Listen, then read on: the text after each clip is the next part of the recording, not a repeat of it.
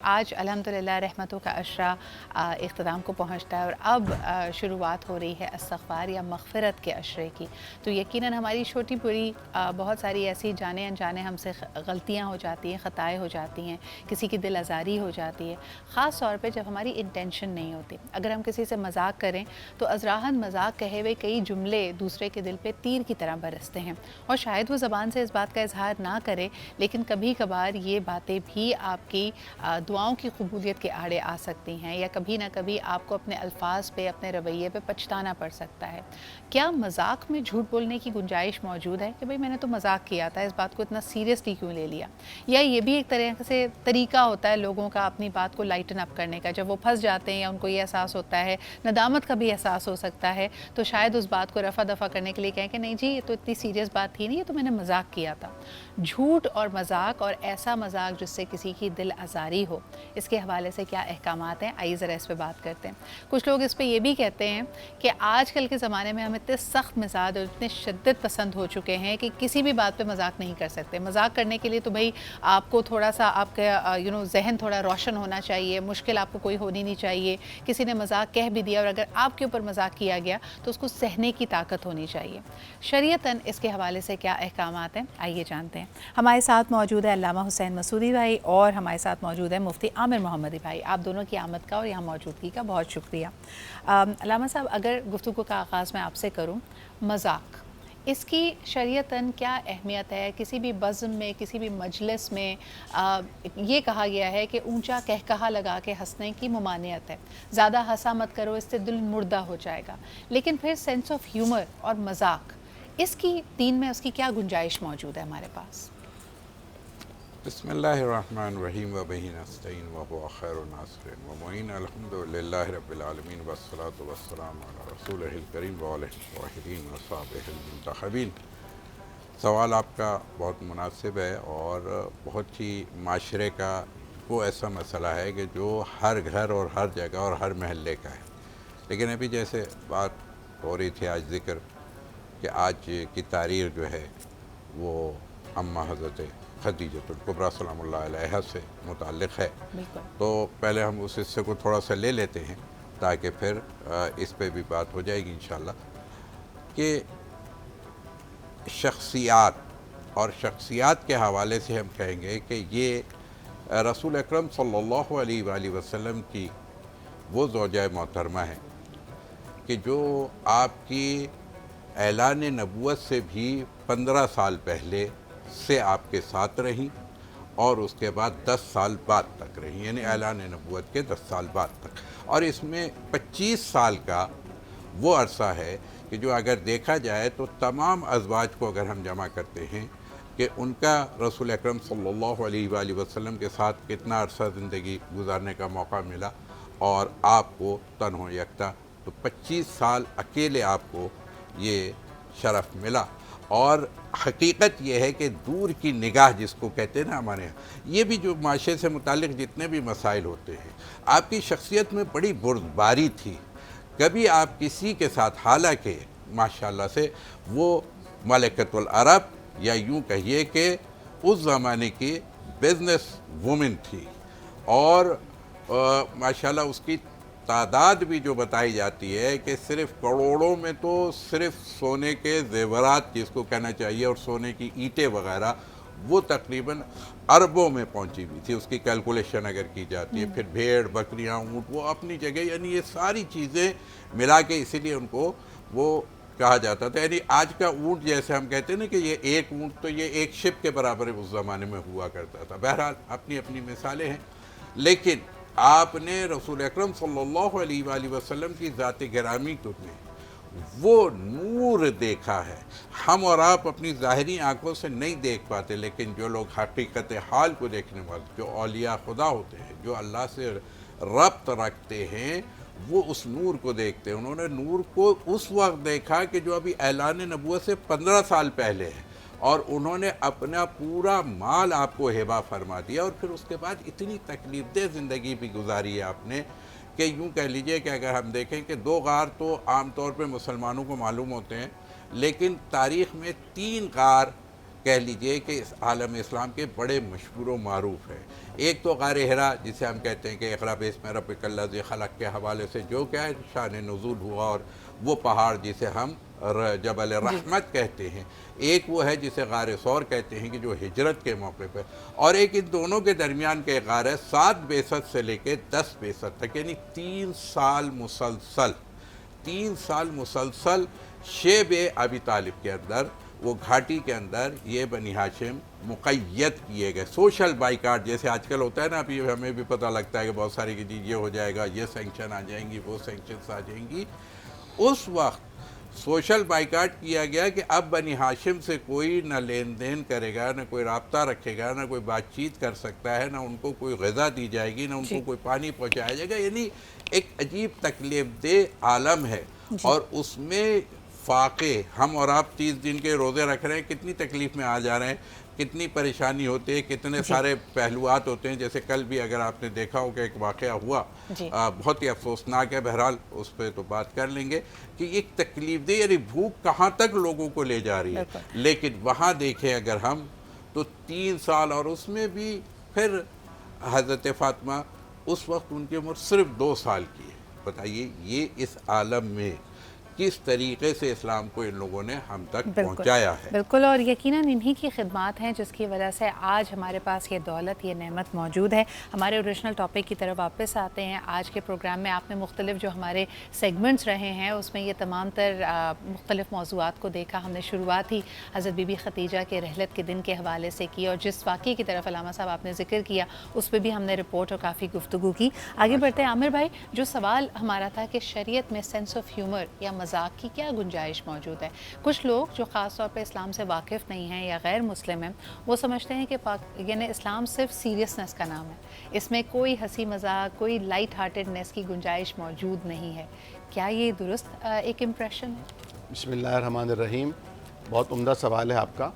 اور اسلام ایک دین فطرت ہے, اور یہ فطرت کے تمام تر تقاضوں کا لحاظ کرتا ہے, چاہے وہ خوشی کے مواقع ہوں, خواہ وہ غم کے مواقع ہوں. اور نبی کریم صلی اللہ علیہ وسلم نے بھی ایسی بہت سی گفتگو میں آپ نے باتیں ارشاد فرمائی ہیں کہ اللہ رب العالمین ایسے میاں اور بیوی کو دیکھ کر مسکراتا ہے.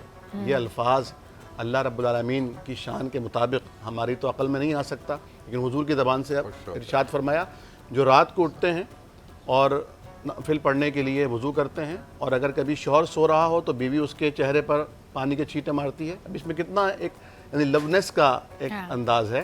اور اگر بیوی سو رہی ہے تو شوہر اس کے چہرے پر پانی کے ہلکے سے چھینٹے مارتا ہے تاکہ دونوں اٹھ کے نماز پڑھ لیں, اور وہ دونوں نفل پڑھ رہے ہوتے ہیں اور اللہ تعالیٰ ان کو دیکھ کر مسکرا رہا ہوتا ہے, خوش ہو رہا ہوتا ہے. پھر اللہ رب العالمین کے نبی کریم صلی اللہ علیہ وسلم کے بارے میں ام المومنین فرماتی ہیں سیدہ عائشہ صدیقہ کہ میں نے حضور سے زیادہ مسکراتے ہوئے چہرے والا نہیں دیکھا. یعنی آپ جب گھر میں تشریف لاتے مسکراتے ہوئے آتے. اور آپ دیکھ سکتی ہیں ابھی علامہ صاحب فرما رہے تھے کہ حضور پوری دنیا کے انسانوں کا غم اپنے سینے میں لے کر رات کو مصلی پر کھڑے ہوتے اور دن کو لوگوں کو ابلاغ کرنے کے لیے نکل جاتے. پھر مارے بھی کھاتے, پتھر بھی کھاتے, تانے بھی سہتے, اپنی بیٹیوں کو طلاقیں بھی کا غم بھی سہتے.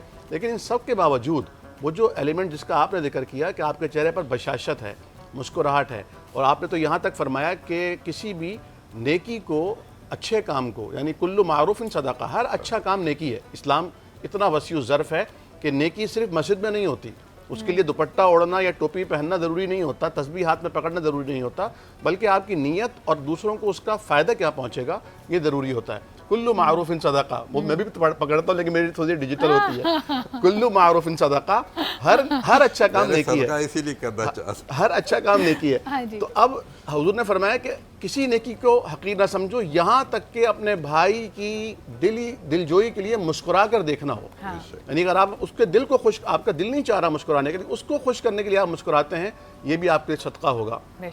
پھر نبی کریم صلی اللہ علیہ وسلم سے خود بھی ثابت ہے, ایک بار آپ صلی اللہ علیہ وسلم تشریف فرما تھے اور کھجوریں کھائی جا رہی تھیں, آپ صلی اللہ علیہ وسلم بھی کھجور کھا رہے تھے اور صحابہ کرام بھی کھا رہے تھے. تو ایک طرف آپ اپنی کھجوروں کا بھی جو گٹلیاں تھیں وہ اپنے ساتھی کے ساتھ رکھ رہے تھے, شیئر کر رہے تھے. تو انہوں نے ادراہ تفنن حضور نے فرمایا کہ بھئی آپ نے تو بہت ساری کھجوریں نوش کی ہیں. تو انہوں نے بھی پھر اجازت سے درخواست کی کہ حضور آپ نے تو گٹلیاں ہی نہیں استعمال, یعنی آپ نے تو یہ ایک یعنی ایک لائٹنس ماحول کے اندر یہ بات ہو رہی ہے. پھر ایک صحابی کا ذکر آتا ہے, ابا عمیر انہیں کہتے تھے, ان کا ایک چھوٹا سا ممولہ تھا, چھوٹا سا پرندہ, وہ بیچارہ مر گیا تو وہ بڑے غمگین ہو گئے. تو حضور ان کے پاس آئے اور فرمایا یا ابا عمیر ما فعل النغیر, اے ابو عمیر تمہارے اس ممولے کا کیا ہوا؟ تو ان کی دل جوئی کرنے کے ان کے ساتھ بیٹھ گئے. تو اس قسم کے, جیسے ایک خاتون آئی اور انہوں نے کہا یا رسول اللہ میرے پاس سواری کے لیے کوئی جانور نہیں ہے, مجھے کوئی اونٹ دے دیجئے. تو آپ نے فرمایا کہ اسے اونٹنی کا بچہ دے دو. تو یا رسول اللہ میں اونٹنی کے بچے کا کیا کروں گی؟ تو آپ مسکرایا اور فرمایا کہ ہر اونٹ اونٹنی کا ہی بچہ ہوتا ہے. تو یہ ایسا مزاح جس سے کسی کی کو اذیت نہ پہنچے, ایسا مزاح جس سے کسی کی انسلٹ نہ ہو, ایسا مزاح جس سے کسی کی اہانت نہ ہو, وہ مزاح اسلام میں بالکل جائز ہے. بالکل. اور ساتھ ساتھ یہ بھی جاننا چاہیں گے کہ حاضر جوابی, کیونکہ یہ وہ وقت ہے جب ہم دیکھتے ہیں کہ حضور اکرم صلی اللہ علیہ وآلہ وسلم کا جب مباحثہ ہوتا تھا, یعنی جب کفار کو آپ نے قائل کرنا ہے یا دلائل دینی ہے تو اس کے لیے بھی مجالس یا پھر بزم ایک اس کا تشکیل دیا جاتا تھا. اس کے علاوہ حضور اللہ تعالیٰ نے خود قرآن حکیم میں سورہ شعراء کے نام سے شاعروں کو اور جن کے پاس یہ خطابت کا ایک ہنر موجود ہے ان کا بھی ذکر یہاں پہ کیا. تو حاضر جوابی اور کس قسم کا جواب دینا ہے, دلائل کو کیسے تشکیل دینا ہے, اس کے اوپر بھی یقیناً شریعت کے کچھ احکامات ہوں گے کہ کسی کی دلزاری نہ ہو. آپ کوئی بات کہیں تو آپ کی بات دلوں میں اتر بھی جائے لیکن کوئی اس میں ایسا فیل نہ کرے کہ وہ انسلٹ اس کی گئی ہے. اس پہ مسعودی صاحب کچھ کہنا چاہیں گے؟ بس بات تو یہی ہے کہ میں نے تو کوشش کی تھی کہ ان کا دل خوش کروں اور کوئی مزہ ہو جائے تاکہ عملی کام ہو جائے, ورنہ مزاح المومن عبادہ, مومن کا مزاح کرنا یہ عبادت کے درجے پہ ہے. صرف یہ نہیں کہ جائز یا کر لینا کیسا ہے, نہیں, یہ عبادت کی منزل پہ رکھتا ہے. مگر یہ کہ شرط یہ ہے کہ آپ کسی کا مذاق نہ اڑائیں, کسی کا تمسخر نہ کریں, آپ کسی کی توہین نہ کر رہے ہو, اس مزاح میں آپ کے کسی کی دل آزاری نہ ہو رہی ہو, کسی کی عزت نفس کو ٹھیس نہ لگ رہی ہو, یا کسی کے عیب کو آپ اس طرح نہ اجاگر کریں. عیب تو بیان کرنا وہ تو پھر غیبت میں آ جاتا ہے. نہیں, یعنی اگر کسی کی جیسے نقل اتار رہے ہیں, اگر خدا نہ خاصا وہ لنگڑا کر چلتا ہے تو آپ نے وہ کیریکیچر بنانے کی دل آزاری اس کی ہے نا, دل آزاری کا پہلو اس کی اجازت نہیں ہے. لیکن جیسے رسول اکرم صلی اللہ علیہ وآلہ وسلم سے ابھی 2-3 واقعات اچھے نقل فرمائے آپ نے. ایک واقعہ اسی پہ مجھے یاد آ گیا کہ رسول اکرم تشریف فرما تھے اور حضرت بلال یا ایک ایسے جو حبشی قبیلے سے یعنی افریقہ سے تعلق رکھنے والے سے, تو وہ تشریف لائے تو حضرت رسالت مآب صلی اللہ علیہ وآلہ وسلم نے ایسے ہی فرمایا کہ ہاں کوئی کالا جو ہے وہ جنت میں نہیں جائے گا. تو اس پہ وہ بیچارے دل آزاری ہوئی ان کی, یاد اس کو بھی کہیں گے کہ مغموم ہوئے کہ وہ باہر گئے اور روتے ہوئے گئے. تو پھر ادھر سے کوئی خاتون آ رہی تھی, انہوں نے کہا کہ یا رسول اللہ وہ رو رہے ہیں اور آپ نے کیا ایسی بات کہہ دی ہے؟ انہوں نے کہا ہاں کوئی بوڑھی عورت جو ہے وہ بھی جنت میں نہیں جائے گی. وہ تو ان کو خوش کرنے کے لیے آئی تھی, وہ بھی رونے لگی. تو یہ ایک مجمع سے جمع ہونے لگا. اس طرح کئی جملے وہاں پہ ملتے ہیں. اور اس کے بعد جب یہ ساری چیزیں جمع ہو گئیں تو رسول اکرم نے فرمایا کہ میں نے تو بتایا نا کہ بوڑھا تھوڑی کوئی جنت میں جائے گا, سب جوان ہو کے جائیں گے. تو کوئی ایسا کہ جو کالا نہیں, سب خوبصورت ہو کر کے جنت میں جائیں گے. تو یہ خود ایک مزہ تھا. یا وہ واقعہ بھی جو ہے وہ حضرت علی سے ایک جملہ ہے, تو انہوں نے وہی جملہ کہا تھا کہ یا رسول اللہ میں نے تو صرف خورمہ کھایا ہے, لگتا ہے کہ آپ نے خورمے کو گٹھلی کے ساتھ, مطلب یہ ایک حاضر جوابی جس کو کہنا چاہیے.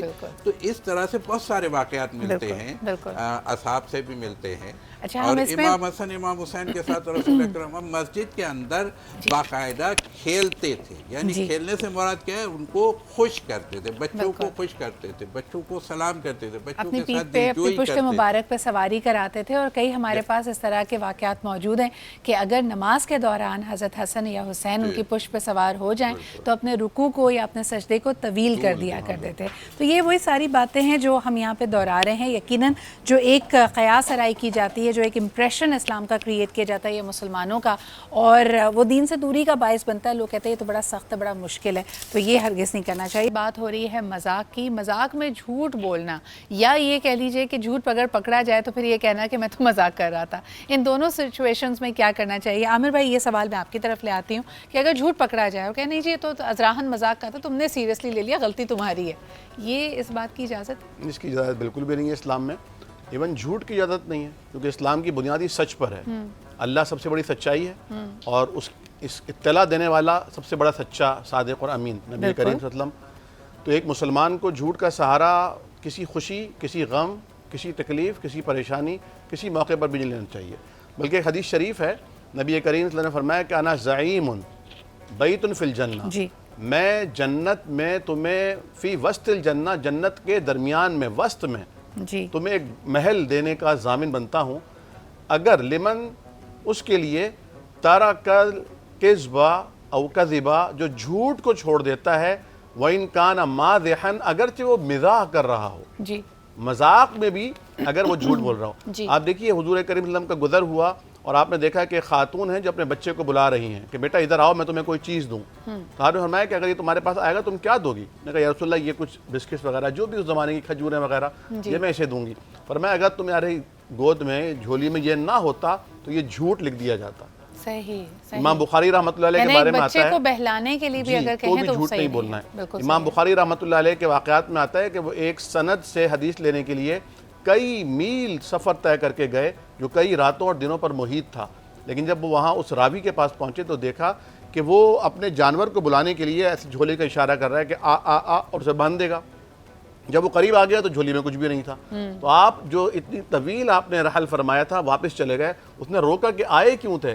انہوں نے کہا جو اتنے معمولی سے مسئلے پر جھوٹ بول سکتا ہے وہ آقا علیہ الصلوۃ والسلام سے جھوٹ کیوں نہیں منسوب کر سکتا؟ بالکل. تو یہ آپ کی اپنی کریڈیبلٹی بھی ہوتی ہے. اگر آپ نے مذاق میں یا لائٹ ہارٹڈ کانورزیشن میں بھی جھوٹ کا سہارا لیا وہ آپ کی ریپوٹیشن اور آپ کی کریڈیبلٹی کو ڈیمیج کرتی ہے. کالر ہمارے ساتھ ہیں, آئیے ان کی بات سن لیتے ہیں. ہیلو السلام علیکم. جی السلام علیکم. جی وعلیکم السلام. کون صاحب کہاں سے بات کر رہے ہیں؟ جی میں کبیر بات کر رہا ہوں کراچی سے. شکر آج آپ لوگوں کی کال لگ گئی ورنہ تو مجھے لگا تھا کہ آج بات نہیں ہو سکے گی. اوہو چلیں اچھا ہوا آپ کی کال لگی. کوئی سوال ہے آپ کے پاس؟ جی میرا ایک سوال ہے, ٹاپک سے ریلیٹڈ تو نہیں ہے. اصل میں ہمارے ایک فیملی میں ریلیٹیو ہیں, ان کے یہاں تھوڑا ایک ایشو یہ ہے کہ ان کے یہاں ایک جگہ جو ہے وہ سنی ہے, ایک جگہ شیعہ, مطلب شادی سنی اور شیعہ میں ہوئی ہوئی ہے. تو وہاں پہ ایک مسئلہ بڑا درپیش ہوتا ہے کہ یا علی مدد کہنے پہ ان کے گھر میں نا ایک ایشو کریٹ ہو جاتا ہے. ان کی وائف جو ہے وہ یا علی مدد کہہ کے پکارتی ہیں تو وہ جو ہسبینڈ ہیں وہ اس چیز کو منع کرتے ہیں. تو انہوں نے مجھ سے کہا تھا کہ اگر یہ چیز, انہوں نے کافی علماؤں سے بات کی ہے لیکن آپ کے پروگرام میں ایک اچھی جواب مل جاتا ہے, تو کائنڈلی اگر آپ اس کا جواب ہمیں مل سکے. آپ کا سوال یہ ہے کہ کیا یہ الفاظ ادا کرنے میں کوئی ممانعت تو نہیں ہے, یا اس کے حوالے سے آپ پوچھنا چاہ رہے ہیں؟ جی بالکل, یا علی مدد کہنا کیسا ہے مطلب؟ بالکل صحیح, بہت شکریہ جی سوال کا. بیچارہ سننی ہے یعنی اس لحاظ سے بھی دبے گا بیچارہ, وہ بیچارہ ہے. آپ لوگ ازراحت مذاق کی بات کر رہے ہیں لیکن یہ کلپ خواہ وائرل ہو جائے گی فار دا رانگ ریزنز. مجھے بتائیے مسعودی صاحب اس سوال کے جواب میں آپ کیا کہنا چاہیں گے؟ دیکھیے بات بہت آسان سی ہے کہ کچھ چیزیں مطلب ایسی ہوتی ہیں کہ جن کو ہم بلا وجہ زیادہ اہمیت نہیں دینی چاہیے. پہلی بات میں یہاں سے شروع کروں گی, چونکہ اتحاد بین المسلمین ایک ہی گھر میں جمع ہو گیا ہے. تو میاں بیوی تو مسلمانوں کی رشتہ داری یہ تو کوئی مسئلہ ہی نہیں ہے. میاں اور بیوی کا ہونا, سنی اور شیعہ ہونا, یہ تو کوئی ایشو ہی نہیں ہے. اس کو بلا وجہ ایشو پہلی بات تو یہ کہ بنانا ہی نہیں چاہیے کہ مسلمان کا مسلمان سے جائز ہے لہٰذا ٹھیک. تو کبھی کہیں ایسا ہوگا. انہوں نے کہنے کا مقصد یہ تھا کہ کلچرل ڈفرینس ہوتا ہے, کچھ چیزیں نارم. پہ آ رہا تھا کہ جو سوال بھی ہے نا اسپیسیفک ایک خاص سوال بھی کیا جی, تو وہاں پہ بھی اب میں نماز پڑھتا ہوں, میں بہت شارٹ کٹ کر کے کہوں گا کیونکہ ہمارے عقیدے کے مطابق یعنی فقہ جعفریہ کے مطابق یا علی مدد کہنا, یا حسین مدد کہنا, یا محمد رسول اللہ صلی اللہ علیہ وسلم مدد کہنا, المدد کہنا, یہ کوئی بہت اہم بات نہیں ہے. اس لیے کہ ہم جب معاشرے کے اندر بھی اگر مجھے کسی سے مدد چاہیے ہوتی ہے تو میں کہتا ہوں بھیا یا رجل خذ, مرد ذرا یہ مجھے دے دیجئے. تو وہاں تو یا کا لفظ استعمال کر رہا ہوں میں کہ یہ اٹھا کے دے دیجئے چیز. تو اگر کوئی میں کسی سے مدد طلب کر رہا ہوں تو اس کا معنی یہ کب ہو گیا کہ وہ شرک ہے؟ اس کا شرک سے کوئی تعلق ہی نہیں ہے. شرک یہ ہے کہ جب خدا کے مقابلے میں اگر آپ اس کی طاقت اور قوت کو نہیں, یہ تو وہ وسیلہ ہیں کہ جو اولیاء, اوصیاء, انبیاء یہ وسیلہ بنتے ہیں. رسول اکرم صلی اللہ علیہ وآلہ وسلم کی ذات گرامی کے لیے باقاعدہ تاکید ہے کہ جب تم سے غلطی ہو جائے, گناہ ہو جائے, جیسے کہ ابھی موضوع بھی چل رہا تھا کہ جھوٹ گناہ کبیرہ میں سے ہے۔ لوگ باہر جا کے رسول اکرم کی محفل سے باہر جا کے عجیب و غریب گفتگو کر دیا کرتے تھے، اس کے نتیجے میں پھر خداوند عالم نے کہا کہ دیکھو تم رسول کے پاس جاؤ اور ان سے اگر مغفرت کرواؤ تو ہم تمہاری مغفرت کر دیں گے۔ تو یہ تو قرآن ہے، اب اس میں ہم بہت زیادہ نہیں جانا چاہیں گے، لیکن السلام علیکہ ایھا النبی ورحمۃ اللہ، السلام علینا وعلی عباد اللہ الصالحین، السلام علیکہ، السلام علیکہ، علیکہ کہہ سکتے ہیں، علیہ نہیں کہہ سکتے۔ صحیح۔ عامر یہ بھائی سلام میں بھی آتا ہے کہ یا علی، مثلا حضرت علی کے لیے یا اوصیاء اولیاء کے لیے جو سلام اللہ علیہ لاتے ہیں، السلام علیکم کہتے ہیں، تو یہ نہیں کہنا چاہیے ان کو حضرت علی علیہ السلام کیوں کہہ رہے ہیں آپ، حالانکہ قرآن ہے، اب وہ اس میں ابھی نہیں جانا چاہ رہا، لیکن اچھا وقت کم، علیہ السلام بھی جواب کہہ سکتے ہیں اور یا علی مدد کہنے میں کوئی مذائقہ آپ نے کہا کہ اس میں کوئی ممانعت، کوئی قباحت نہیں ہے، اس کی آپ نے وضاحت بھی دی، بہت شکریہ علامہ صاحب۔ حتیٰ کہ عامر بھائی خیبر وقت کے کم ہوگا، موقع پہ حضرت علی کو بلایا بھی ہے رسول نے۔ جی اس میں صرف اختلاف جو ہے میاں بیوی کا اسی بات پر ہے، اس پہ مجھے بڑی حیرت ہو رہی ہے۔ حیرت یہ ہو رہی ہے، ہو سکتا ہے اختلافات کی اور بہت سی بنیادیں ہوں، وجہ شاید اس کو بنایا جا رہا ہو۔ تو جہاں آپ نے شادی کر لی، اہل تشیع اور اہل تسنن کے درمیان شادی ہو گئی ہے، تو وہاں ایسے مسائل جو ہے وہ پیدا ہوں گے، یقیناً پیدا ہوں گے۔ محرم آئے گا تو آپ کی بیوی جو ہے وہ ماتم کر رہی ہوگی اور آپ کو ماتم پہ تکلیف ہو رہی ہوگی۔ کوئی اور ایشو آئے گا تو آپ کو وہ چاہنا چاہے گی مجالس میں، اور آپ چاہیں گے کہ نہیں مجالس سے مت جاؤ، تو اب آپ کو کمپرومائز کرنا پڑے گا کہ آپ کو بیٹھ کر طے کرنا پڑے گا کہ کتنا کچھ وہ چھوڑ سکتی ہے اور کتنا آپ چھوڑ سکتے ہو۔ اور جو بنیادی چیز ہے وہ یہ ہے کہ آپ کا گھر تو نہیں ٹوٹ رہا۔ اگر وہ نماز پڑھنے سے روکتا ہے اور اللہ کے آگے جھکنے سے آپ کو روکتا ہے، پھر تو نکاح ہی ٹوٹ جائے گا۔ لیکن اگر اس کے علاوہ، جیسا کہ علامہ صاحب نے فرمایا، یہ اتنی امپورٹنٹ چیزیں نہیں ہیں کہ اس پہ آپ جھگڑیں، تو جو فروعات ہیں اس کے اوپر آپ بیٹھ کر افہام و تفہیم سے بات کر سکتے ہیں۔ عامر بھائی مجھے لگتا ہے یہ بھی ایک رویوں میں تھوڑے سے شدت پسند ہے۔ بالکل ایسا ہی ہے۔ دوسری گزارش یہ کرنا چاہوں گا، قرآن نے سیدھا سیدھا کہا ہے وَلَا تَدْعُوا مَعَ اللَّهِ أَحَدًا، اللہ کے ساتھ کسی اور کو نہ پکارو۔